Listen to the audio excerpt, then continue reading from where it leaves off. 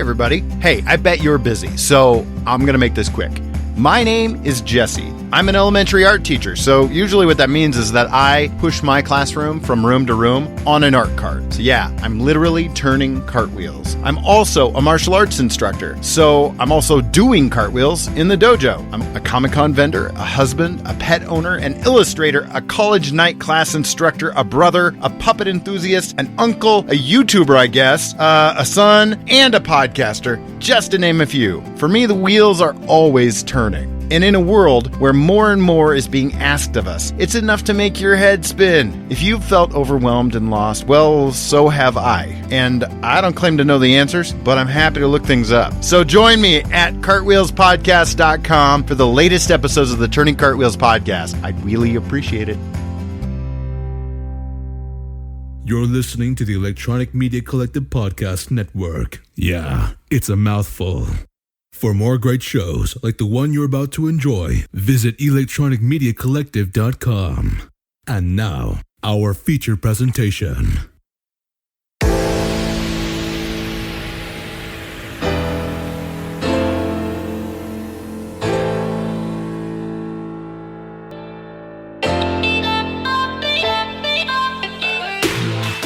Hello everyone and welcome. Thank you so much for downloading this most recent episode of Movie Guys Podcast. You can check out other episodes at movieguyspodcast.podbean.com, Apple Podcasts, Spotify, iHeartRadio, Stitcher, and a quick warning to everybody listening to Movie Guys Podcast. Each show is spoiler-filled, and also each episode is for mature audiences only. So, sit back, relax, and enjoy the show.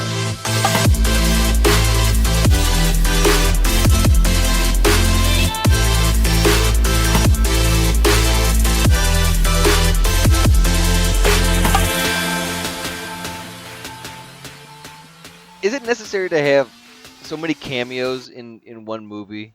Like, I feel that you have so many cameos, especially like at the end of a movie, it kind of is just trying to give itself a lot of credit. Did you guys notice how many cameos like there were at the end? There was like 9 cameos, I think I counted, or that I'm pulling up, and I had to pull up to see who these cameos were. But it just seems like a really big of a reach. I don't like it when they do all these cameos. It just seems like they're filling for time, stalling, as it were. Well, I thought they were gonna have more cameos throughout the movie. I was really surprised when I don't even like they have the photos with Patrick Stewart is poorly photoshopped into with the cast from the first 2 movies, and I thought that would be it because by the end there wasn't anything else. Isn't that crazy? Like, that's the other thing is why replace Bill Murray with Patrick Stewart as a Bosley, right? Which is a rank now. And in the age of Charlie's Angels, the whole thing of Charlie's Angels, starting from when it first started as a TV show, right? And into now, Bosley wasn't a rank, so it's now evolved into that, right? Bosley was just a pimp, just kind of a role, just a person, a liaison. We don't know, right? We don't know, right? Because the show and the Drew Barrymore movies never told us about that, right? We don't know if it was a rank.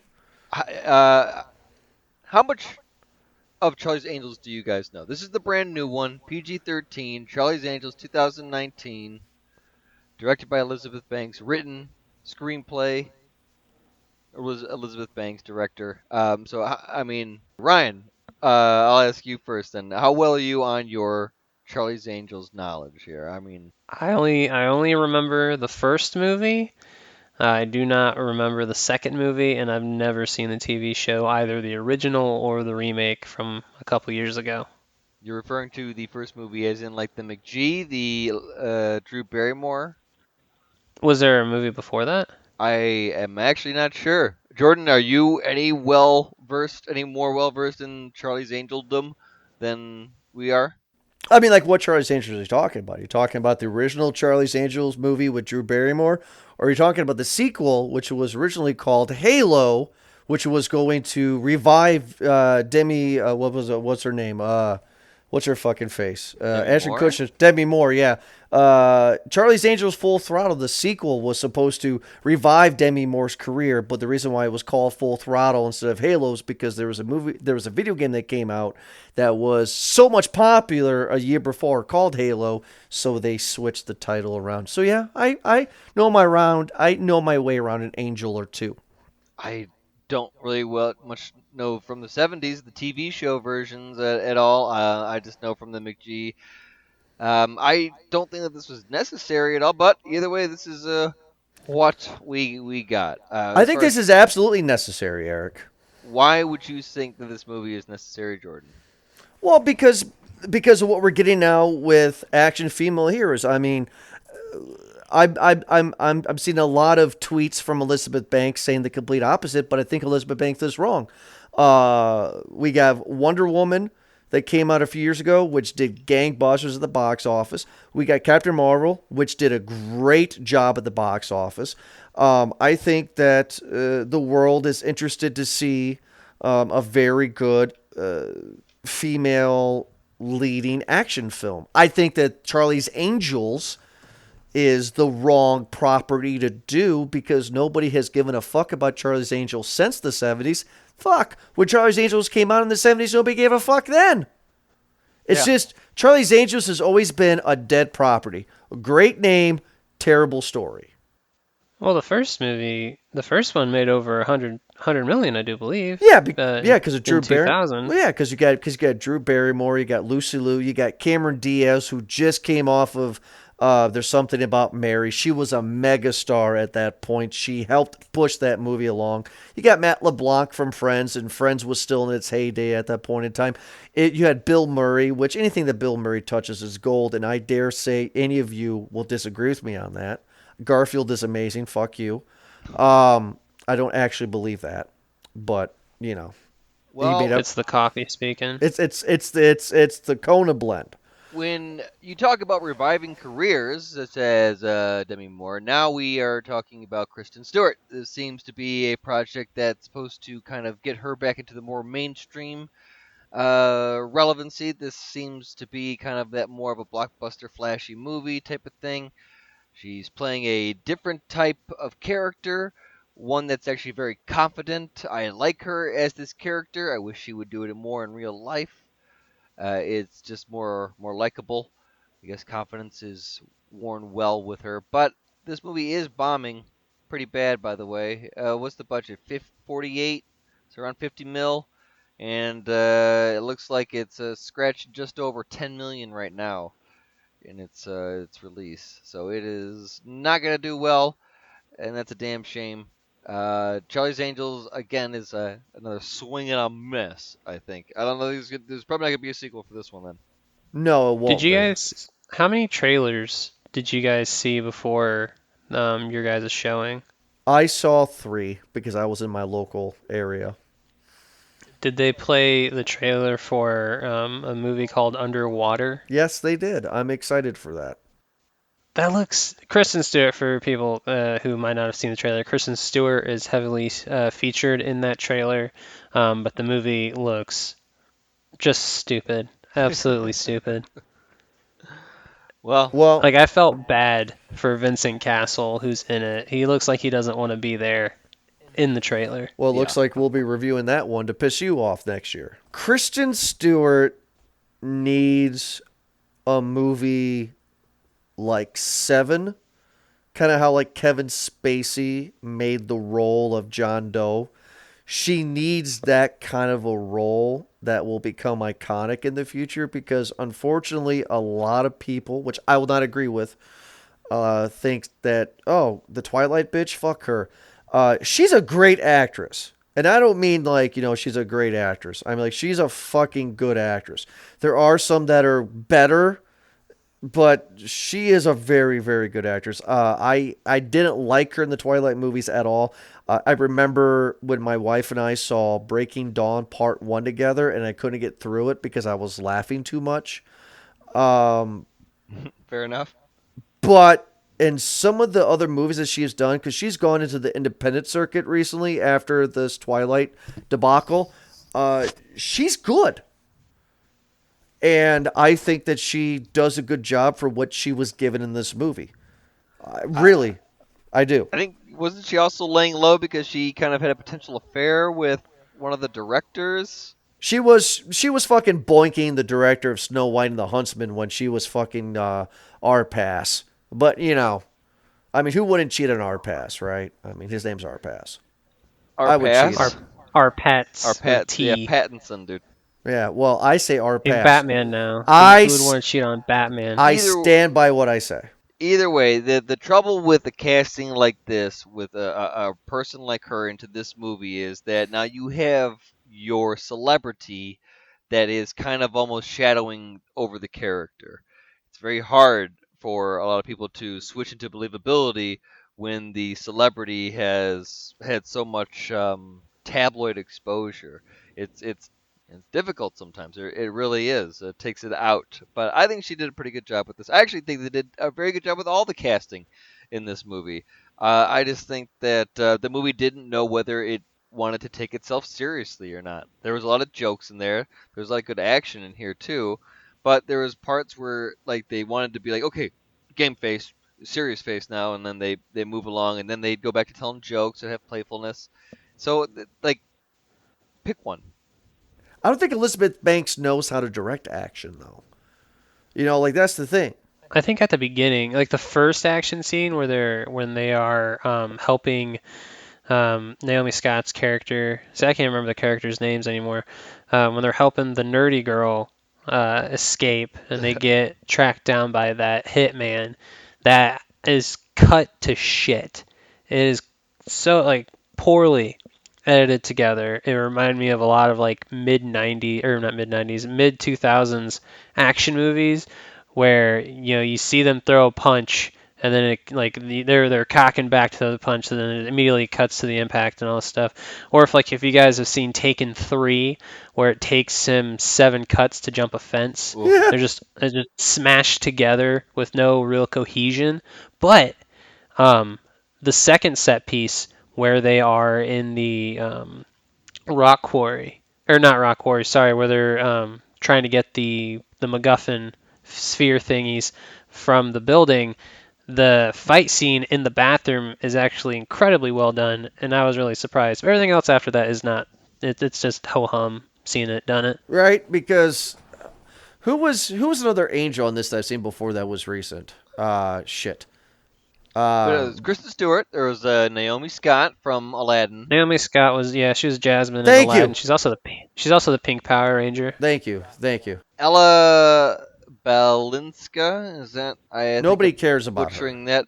I certainly did. She grabbed my attention in this movie. I don't know Really? She's statuesque. I don't know, but oh yeah, she was very striking. Was she a good actress? Not that she wasn't the greatest, but I didn't mind it at all, man. She was, I think she's pleasant to look at. She had some good action scenes. I don't know how much of she did of her own Naomi stunts, but Scott was better. oh yeah, yeah. When acting I'm not wise, complaining about any of those angels. Is what I'm trying to say. How about this? These three angels are better than the Drew Barrymore angels. Oh yeah, I put that Mhm. hands down. I agree with you 100%. I do have a question though. So the main idea behind the movie, and they do it right at the beginning, is about girl power and feminism and all this jazz. Do you guys feel that it's able to accomplish what it's set out to do, or like at least present a feminist action flick, even though like in the mainstream mold of an action movie? Absolutely not. Do you feel like, because there are certain parts I felt it was kind of navel gazy You know what? with a lot of their outfits? Yeah, I'll bring to you two examples, and then I'll try to cut them short so that you guys can build off of it here. The first one is that was a moment that was up, and then I'll give you the one that was down. The first one is when they were first trying to break into the office, and they were all dressing up in the bowl cut, um, right? They're all dressing up in the white and the blonde hair wig, and going into the hotel or into the office building to try to steal whatever, right? I liked that because it was just kind of like a spy heist type of thing, you know.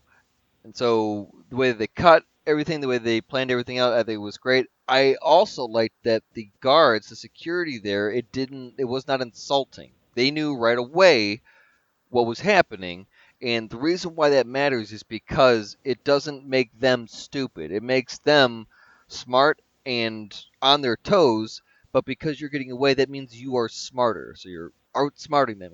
It's a good play.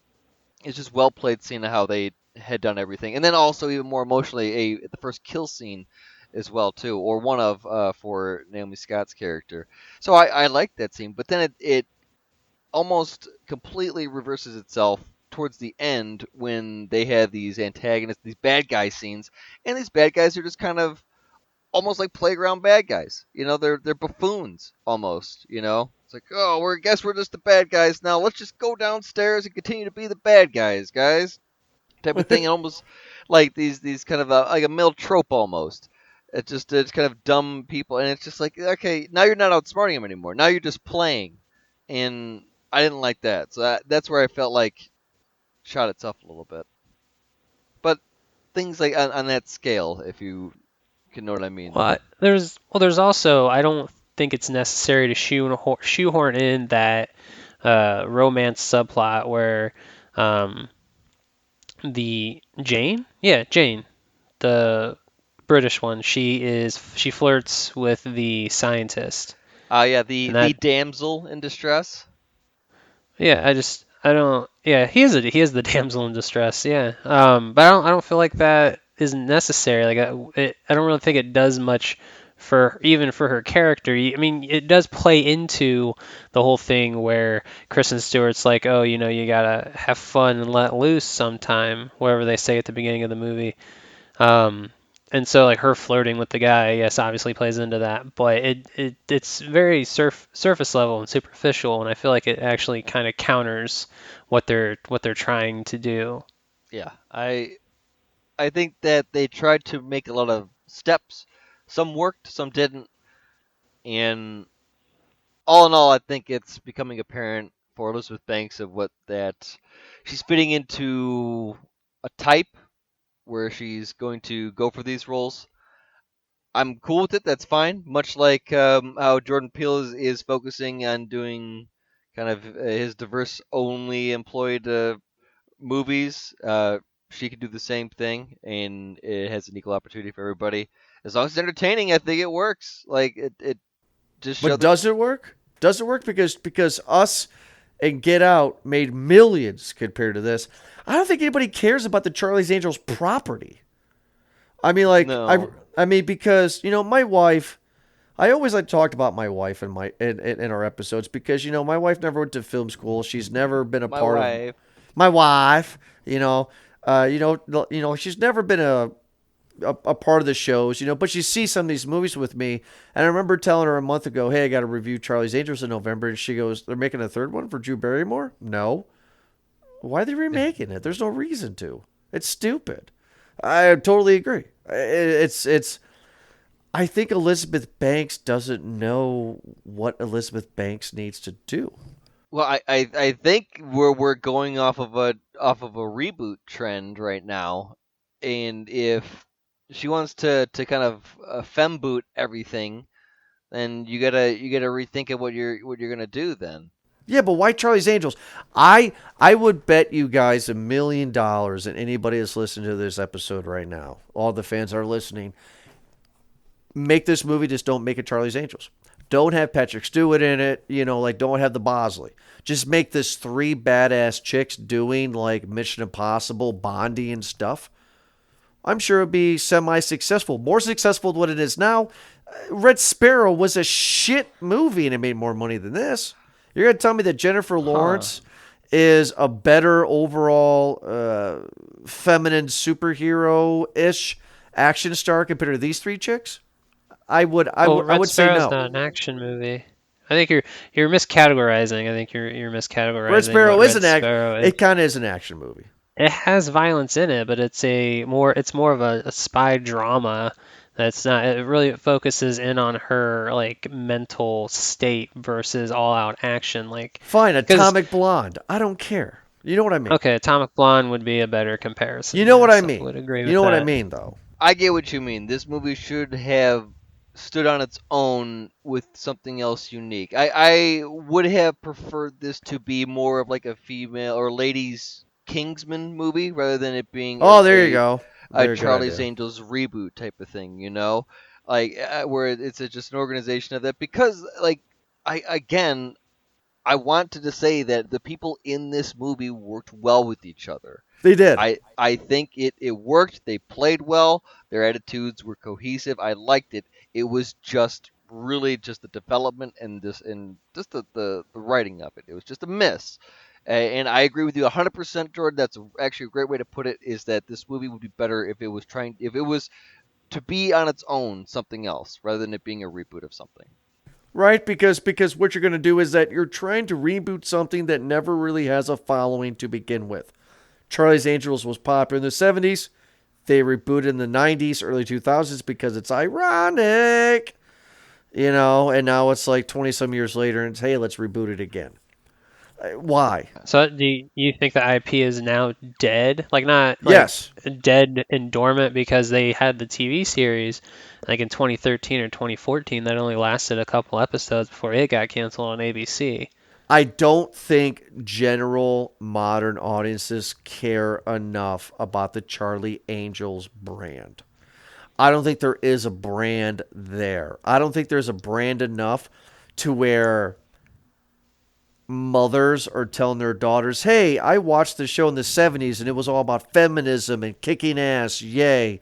I don't think they're doing that with this. I don't think that this is a pro female franchise like it thinks it wants to be. And not just Elizabeth Banks movie. I'm talking about the whole franchise. I just don't think it's a popular enough franchise. The name is catchy. The concept is catchy. But the problem with the TV show, the McG movies, and this movie, because Eric's 100% right, the characters are fleshed out great. But the problem is that not only the characters flesh out great, but the problem is that the stories just don't make sense in all forms of medium. The TV show, the McG, and this. The stories are all over the place, and it doesn't know what it wants to be. Doesn't want to be a Nolan-esque serious story, or does it want to be a Pitch Perfect movie, which Elizabeth Banks was a part of in the second movie, in the first one. Like, what does it want to be? And I think it's given mixed signals about it, and I think the franchise is just dead. It's always been dead. Because the last thing I'm going to shut up is, I think the show only lasted 2 or 3 seasons on network television. It wasn't like this 10-year beloved thing like Friends or How I Met Your Mother, guys. No, I get it, but this is a part of the rebranding here is that you have to make a choice, and I think that some people are just either scared to make a jump towards something different, or they really believe that this still works, and I just don't know which one it is. But yeah, if they were to just go one way or the other, because on the one spectrum, if you go silly, then I think you get the McG outcome. That's what happens when you go a little too silly, a little too ridiculous, a little too comedy. That's when you get Luke Wilson in there doing his little Luke Wilson laugh, yeah, type of thing. Uh, Owen Wilson says wow, Luke Wilson says yeah. It's Wow. yeah. It happens. But if you were to go serious with it, then now you have like a femme fatale, like a Mission Impossible type of thing, and I would be okay with that, especially because you have a team, a 3-person team, a covert ops team that's doing that. If they're to do something a little bit more on an extreme, intense scale, like a Mission Impossible type of thing, I'd be down for that as well too. If you want to throw in some tongue in cheek, that's your Elizabeth Banks humor. I think that'd be great, but. Again, just thoughts, just spitballing here. But if you go, I have a question though. If you go too far towards the serious and focus more on the spy aspect, do you lose whatever people view the franchise as? Like, because if it goes too dark, There's like your Red Sparrow, huh? yeah, like Red Sparrow, is it still Charlie's Angels? Because Charlie's Angels isn't it supposed to be camp? Well, here's the thing, though, is that Well, he's right. if you put the name, see, the difference is that nobody knows the name Red Sparrow. That was just a Hollywood-made movie, but people will know the name Charlie's Angels. And that's what I'm saying. Like, if you make it too dark, will people be like, well, I'm not going to watch it. That's not my Charlie's I'm Angels. thinking Yes, that yes, part they of the will. goal is to help to steer away from the misogyny that was once in the 70s. It almost, I don't know if this is true or not. If the 70s like more, Charlie's Angels had more of a male audience than a female audience, obviously because It of was how more of attractive they were. male Yeah, it audience. Yeah. makes sense type of thing. So maybe this is more of them trying to take it back into serious rather than it being a sexualized thing, even though we did get to see a lot of ass from Kristen Stewart in this movie. I do have a question though. I think so. When we talked about the failure of the movie at the box office, and then why we might think it's not hitting the cultural zeitgeist like the ones back in the 2000s did, and I think I might have thought of the reason why.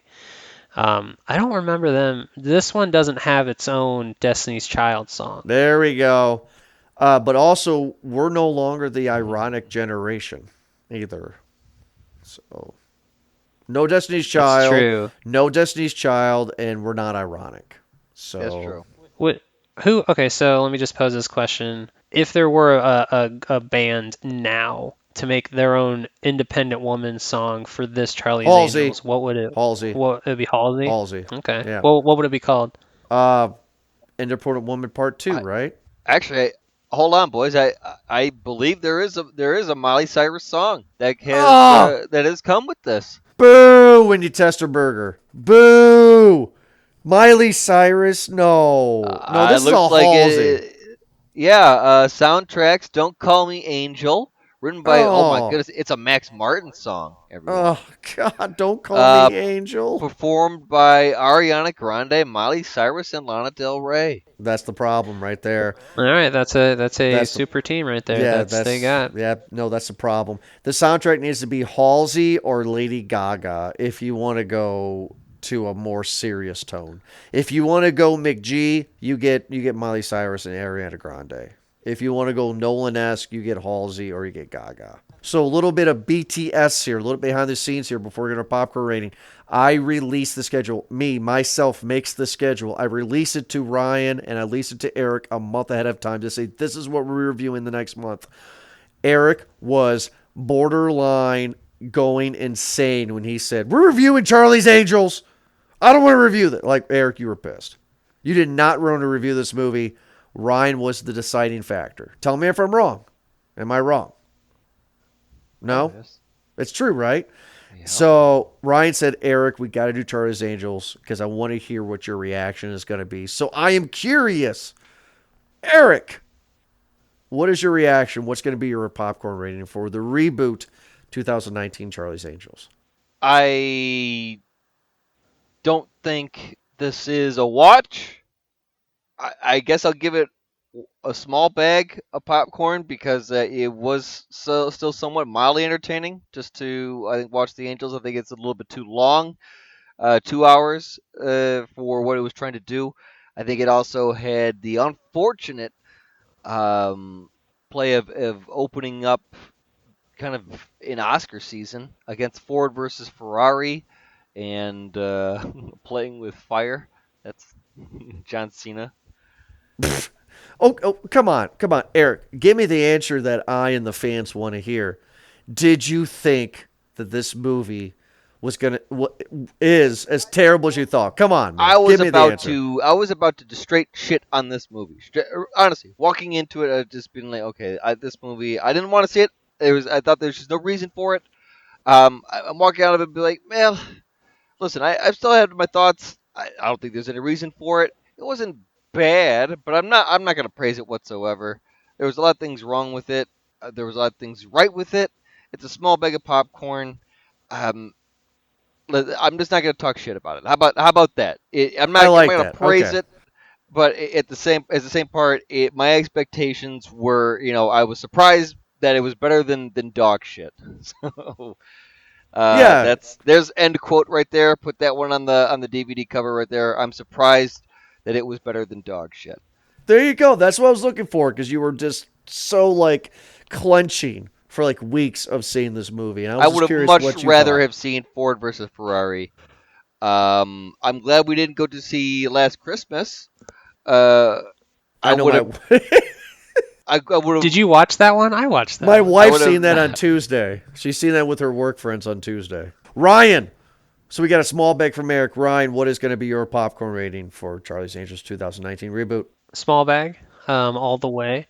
Um, the movie itself is pointless. It doesn't need to exist. However, there are good things about it. I like the chemistry between the three angels.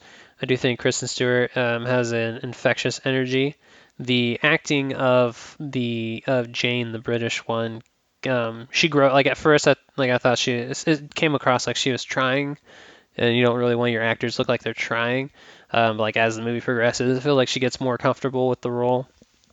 The action is either poorly edited, not very well planned out, or just generic and boring.